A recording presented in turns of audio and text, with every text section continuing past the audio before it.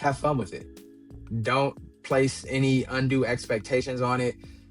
When I went out for my first run in the late summer of 2017, I had no goals, and the only thing that matters is the next step.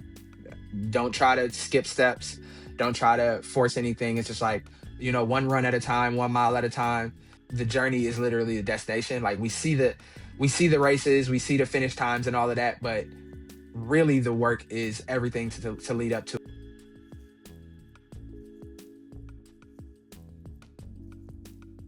Welcome to the Safe Space Running Podcast. We're here to enable, encourage, and empower. I should really write that down. I think there's 4 episodes now where I have mixed up those words, but that is what it is. That's how we move here.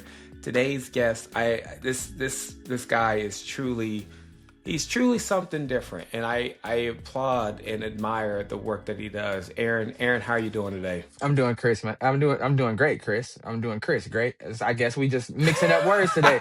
I'm doing great, Chris. How you doing, man?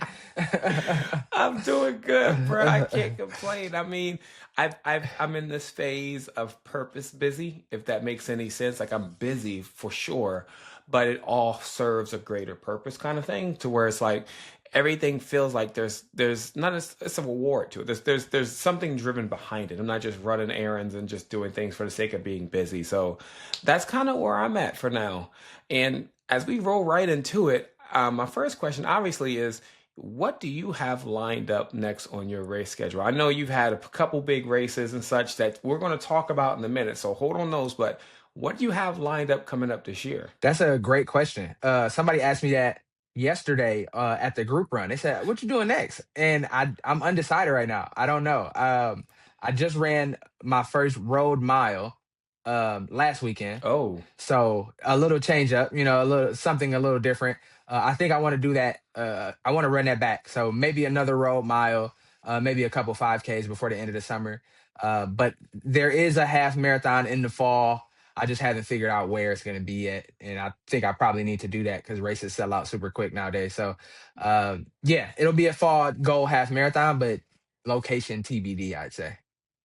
that's fair. That road mile hit a little different. I ran the mile in school, and the road miles, I think I just did. I did one indoors actually. It was earlier this summer or earlier this winter time. And indoor track, if anyone who doesn't know, indoor track is kind of trash.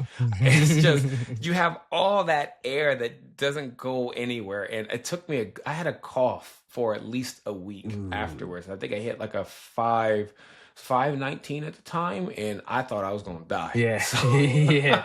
I can only imagine. They it say the track hack. I can only imagine, like, from having it indoors, and yeah, no, that sounds terrible. It is very terrible. I can't even, I don't even want to talk about it. Nightmares within there. But of course, again, as mentioned, I'm so glad to have you. You are a visual artist for one, which I have always admired. As always a plug, go check out his Instagram. I love the work that you do, especially when it comes to advertising and flyers. This is such, I guess it's the creative in me that always gravitates towards that kind of stuff. But I love your work. You are also one of the co-hosts of the PR Project, which again, if you haven't listened to that, please do so. And when we got to formally meet, you were down at TRE, which was a big deal. Like that was so cool to see, 3 black men doing a podcast on the floor. It was already tough enough to find, people like us on the floor. And thankfully you got organizations like RIDC down there. But seeing you guys out there doing something that big in such a collaborative effort. And then the next thing I want to talk about, which is going to go into my next question, is you are a sub 3 marathoner. First off, how does that feel? It's surreal, to be honest, because it feels like I was chasing it for so long, and I had moments where I kind of felt like, man, is it ever going to happen? So the fact that I can sit here and be introduced in that way and be referred to in that way, it's like it's still like I don't. It happened 3 months ago, and I'm still like trying to get used to it. Like it was Mm. pretty close to a dream come true, to be honest. I'm not gonna lie. And you've been working hard at it. Like I said, I've been following you for a bit and watching your journey get into that. And so I want to gear the conversation at least towards the hard work that gets put into that. For those that aren't aware, there's, of course, we've talked about it on the podcast before, the Ted Corbett Institute, which tracks and monitors Black African American born males and females. Can never forget them. They track those times of who are breaking three, because historically that's a metric that not a lot of African Americans have been.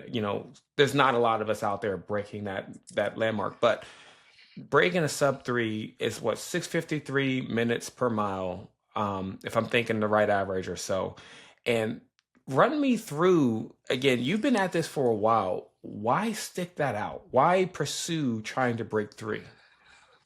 Um, I think for one, because it was a goal that I set for myself, and I'm kind of maniacal when it comes to like let's do what we say we're gonna do. So I felt like I Mm, had to keep that word to myself.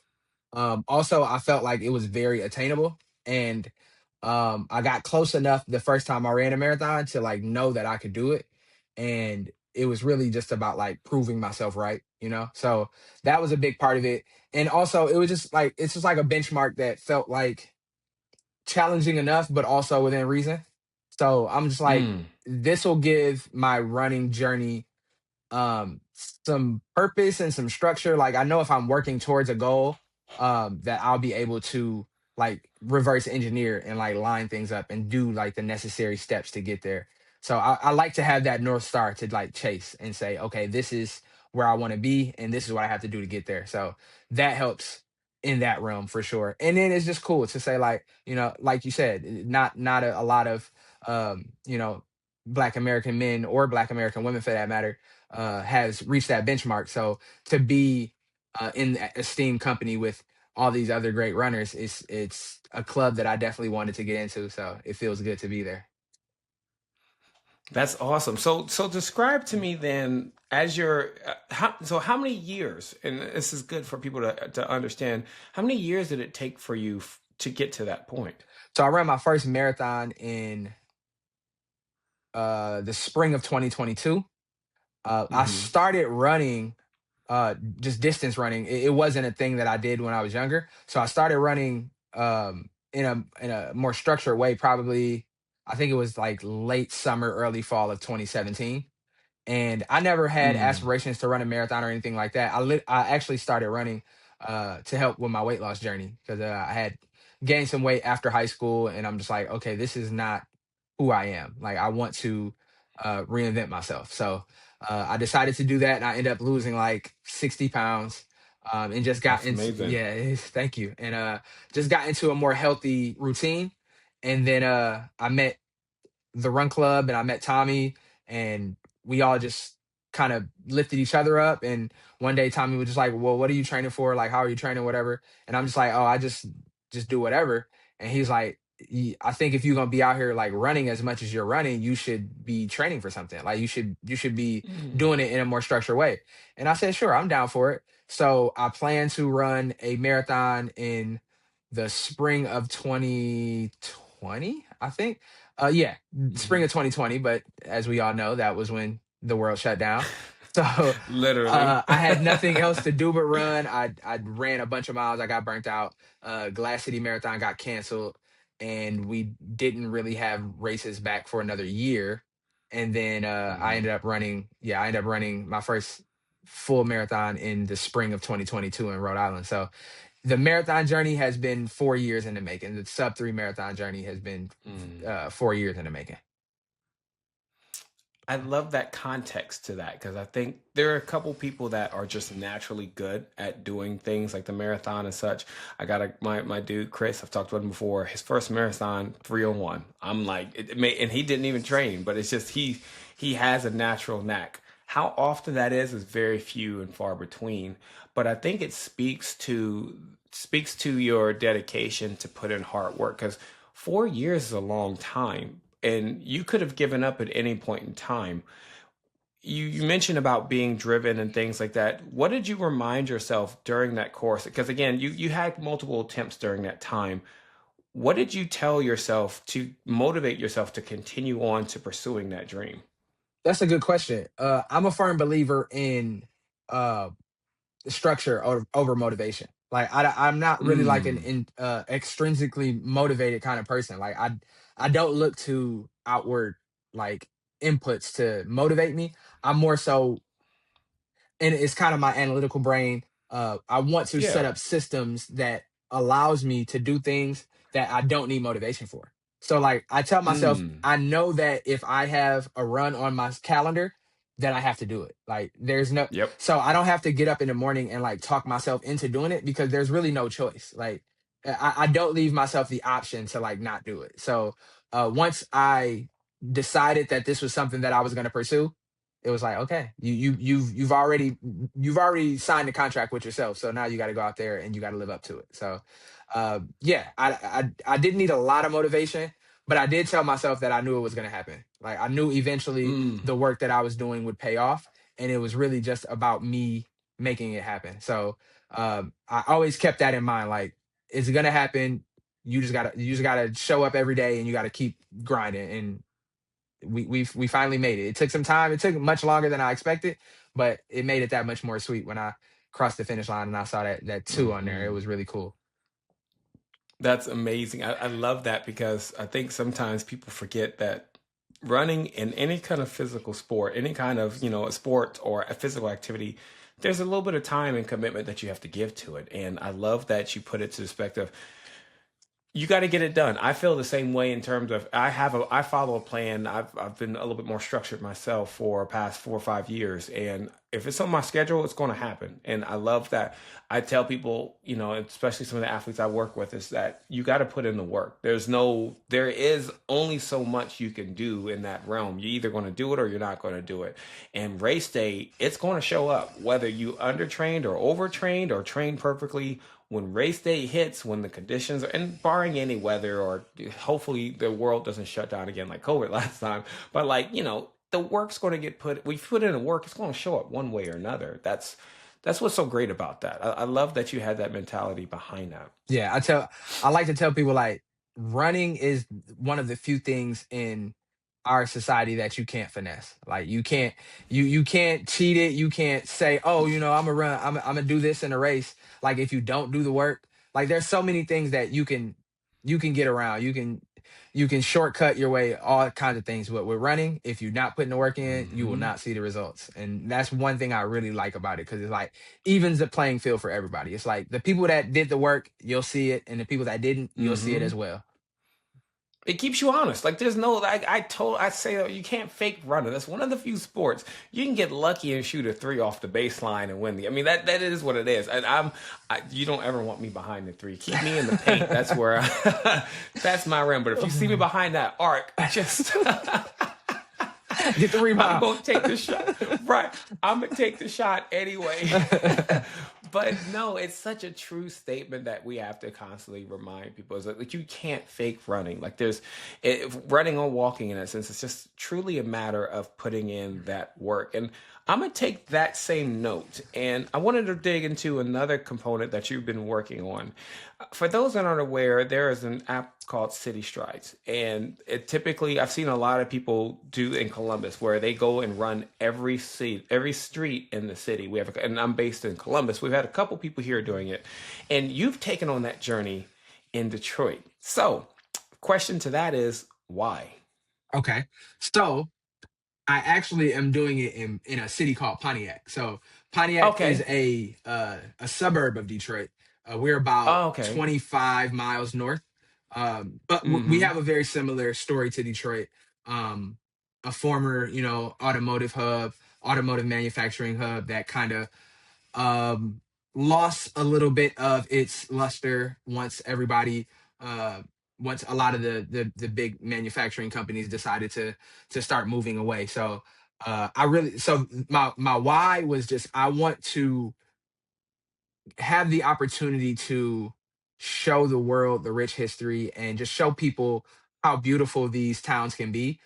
You as a fellow, Midwesterner, a lot of times we get a bad rap about our cities and just how like maybe Mm-hmm. behind the times they are, how kind of left in the dust they have been because of so much of the American manufacturing has moved elsewhere. So I just want to show people like not only is the city still something to highlight, but the people, like the communities. There are people here, there are honest, hardworking people here that don't always get the opportunity to have their lives or have their culture or have their communities highlighted. So I wanted to have the opportunity to just really like get in my community where I grew up, where I laid down my roots as a child, and just have the opportunity to show people like this is this is how my city is, but this is also a representation of every city in America. And the more we see the people and how everybody literally wants the same things, I feel like that brings people together more. So, uh, shining a light on that is like super important to me. So I decided Mm. to run every single street because it's just like what can I do that makes sense with me? I'm an avid runner. Let's run every single street and let's show the world that you can run every single street in Pontiac and it's doable and you can do it and have fun. So that's kind of the gist of it at this point. And that's what gravitated to me when I noticed the content in the stories, that you're not just running the streets. And again, if to each their own, I know a couple people just ran the streets and they made the final post, but you're going through and you're highlighting these different stories, you're highlighting these different communities and people alongside of that. And I think that's what made it so special to me is I obviously, with a podcast and things like that, we both were in the same space. It's something beautiful about being able to share people's stories. And I'm always a person who's always grounded in the sense of boots on the ground kind of vibe. That's how I usually move. Even when I do stuff here, I'd rather see you face to face, talk to you face to face. And I think seeing someone in that area like yourself out there running and highlighting those stories is really important. And that goes to another question I have for you, is a matter of how receptive is the community has been around this. So when you're going through these neighborhoods, I'm sure there are neighborhoods that don't often see runners, but they see you going through and highlighting that. How has that experience been for you, and what do you see as the impact of you being a visual representation of a black man running through these neighborhoods and highlighting their stories? What is the impact for you that you would like to see? So I've seen people. So I'm on episode. I've released 4 episodes so far. It's been a Hmm. couple weeks since I started this, and I'm running into people already. That's like, hey, you're the guy that's running every street in Pontiac, and it's like, yes, I am, and I am a native Pontiac resident. Like I grew up in Pontiac, so to have people recognize me for that is really cool, and the reception has been amazing. Like I it was a project, a creative project that I wanted to do just to kind of like keep the storytelling gears turning in my head, and have another outlet to be creative. But I quickly realized that it could be a point of pride for people that grew up here, even the ones that aren't here anymore. It's a glimpse back into their childhood. Or like I get comments on Mm. my videos on social from people that's like, I haven't lived in Pontiac since the 1970s, but just seeing this brought me back to when I would, go get ice cream, or I was with my friends playing at school or something like that. And that's the same school I went to when I was a kid. So having that opportunity to give people that pride of where they grew up and or where they live now, it's really cool. Because like we know, like a lot of times these urban cities get a bad rap. These urban cities, Hmm. we see a lot of bad news, and it's like, how can I be a beacon of positivity in the community? How can I show another side that I know exists that maybe other people don't know exists? So that has been really cool. And yeah, the reception is amazing. I've been running in the city of Pontiac since I started my running journey, to be honest. And people would always drive by, they honk their horns. They love to see you doing something positive. So the fact that I get to amplify that even more and show it on a stage that many people don't get to show it, it's just like, yeah, I'm super proud of it, and I hope that people will see it and want to share it and want to comment and want to like, just because it brings them a sense of pride and a sense of joy for their hometown. That's awesome. And I think there's one part that I've really loved in watching that. And I've been running for a long time, and it's been like, it's one thing to see your people in areas that they can run. And I know that you're going to hit streets and areas that, most of the time they may have never seen a runner. They may not. We have people here who typically do city strides and such, and there's a couple of neighborhoods that I know of where I grew up at. There's not a single person that runs out in that area. But one thing I remember that, Jack from Peace Runners talks about is that they create an environment that they get to visualize and see that. And I feel like with your storytelling and with your journey and running through all the streets in Pontiac, people can see that that is an option for better health and movement by seeing you hit all these streets.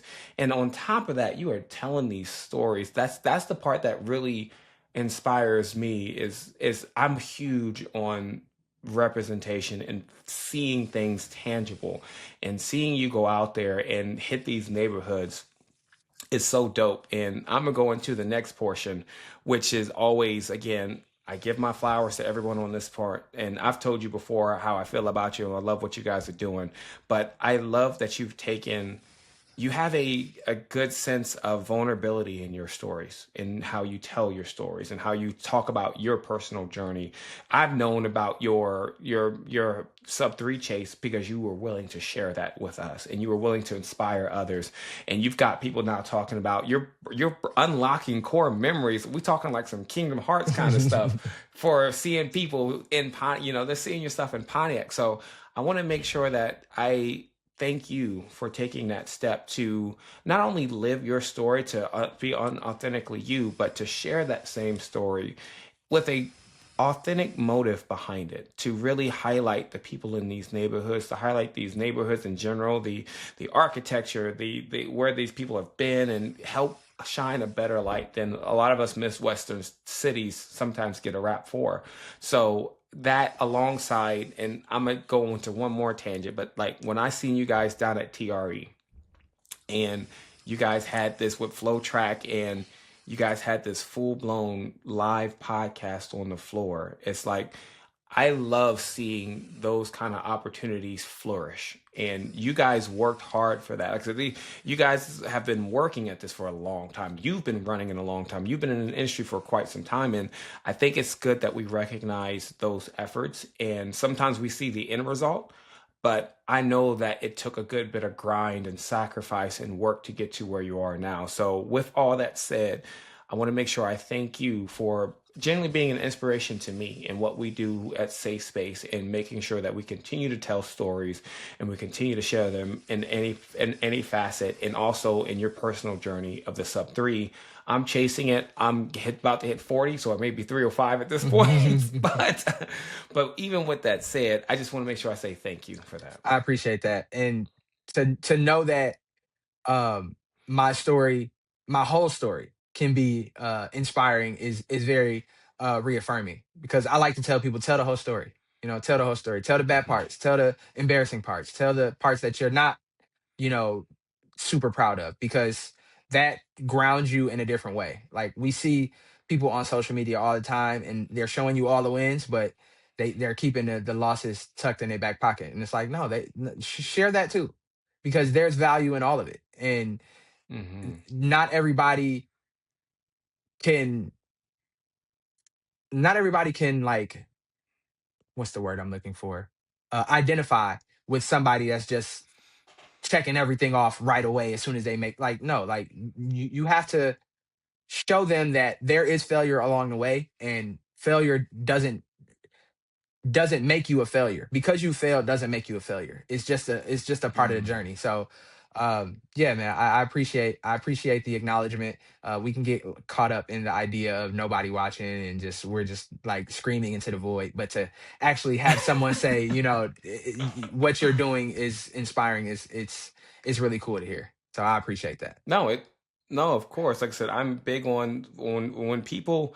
I learned this years ago. When people motivate you, when they inspire you, you have to let them know, because you never know what opportunities that come across, whether you have the opportunity or not. But I do feel like it's important for us, especially just in life in general, but especially as a run culture, to really acknowledge those who came before us and those who have put in work and setting the stage for others like them to go into that. Like I said, I wouldn't be really in this podcast space like I am now if I didn't see you guys, if I didn't see what you guys were doing, and believe, most importantly, that this is something that we can do. This is something that's a tangible thing to do. Yeah.